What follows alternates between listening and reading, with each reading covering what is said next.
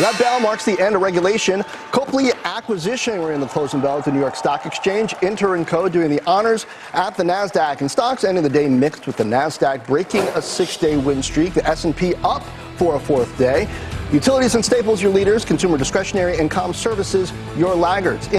Welcome back to Overtime. We all know home prices are very high, but a shocking new report shows just how unaffordable housing is to many Americans. Our Diana Olick has the details.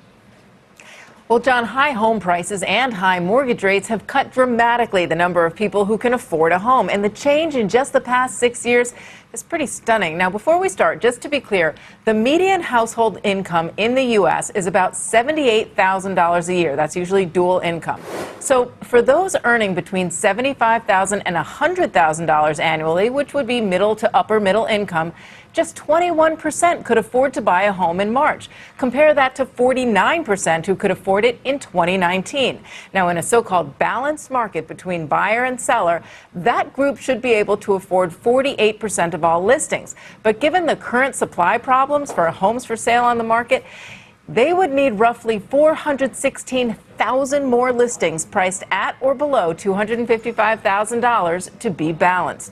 Now, the report from the realtors measures affordability for buyers using a 30-year fixed mortgage and putting 30% of their income into the monthly payment. That's mortgage, property tax, and insurance. Households earning $50,000 or less, they can't even afford 10% of what's for sale. Of course, home buyers earning $250K or more, they can afford at least 80% of listings. Now, a lot more supply is coming onto the market, and we're starting to see more price cuts.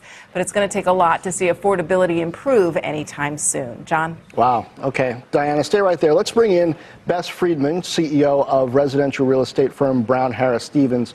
Bess, I guess the flip side of this is if you can afford housing, if you're on the higher end of the income scale, if you've already been in the real estate market and you're sitting on some decent gains, maybe you have a lot of options, including a bigger pool of potential renters.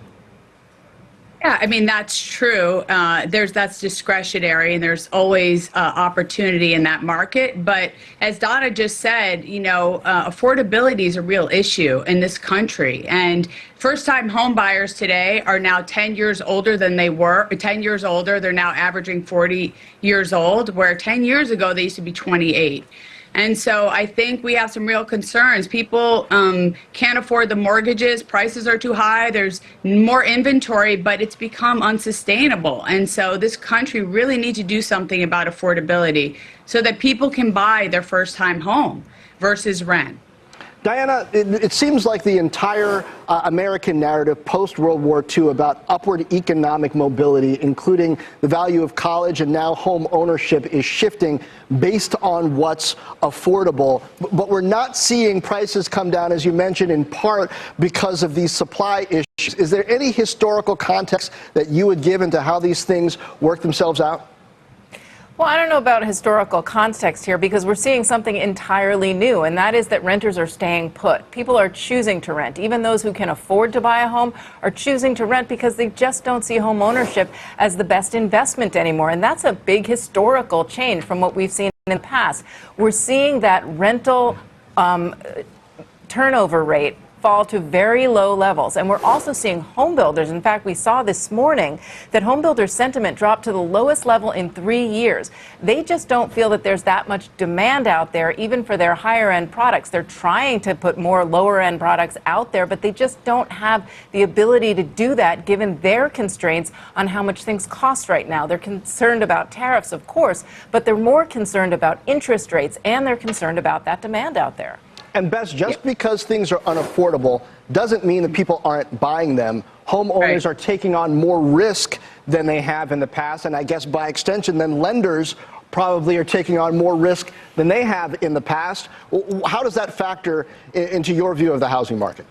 Yeah, I think that's the challenge with first-time home buyers, because they have to be able to build up credit to be able to afford to buy a new home.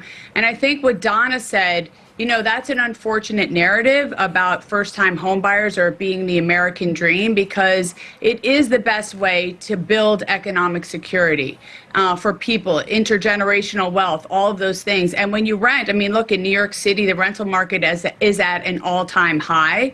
And I understand that people are continuing to rent, which is great for landlords. But if you want to build for your future, people want to have families and, have stability. It's an investment in your future, and it's a place that gives you shelter. And so it's different than investing in stocks and other things. It's something that has dual purpose. And so I would like to make, buying a home, not because it's my book, but because I really believe in it, even before I was in real estate. So I would like to make the dream be real. Bess, there used to be this thing that real estate agents would say about, if you plan to be in place for at least 5 years, then buying is your better option. Has that rule of thumb changed? I think that people are still continuing. Real estate professionals are still saying if your plan is to stay put, and on the average in New York, people move every 5 years, that still owning a home is your best investment. The thing is the appreciation, that it's been flat. So people have to weigh the pros and cons and see how much it is to rent something that would be similar and if it makes sense. And, it really depends circumstantially on people's situations. The market, I always say, it's there to serve you, not instruct you. And so people have to decide what makes the most sense for them. All right. Bess Freedman and our own Diana Olick, thank you.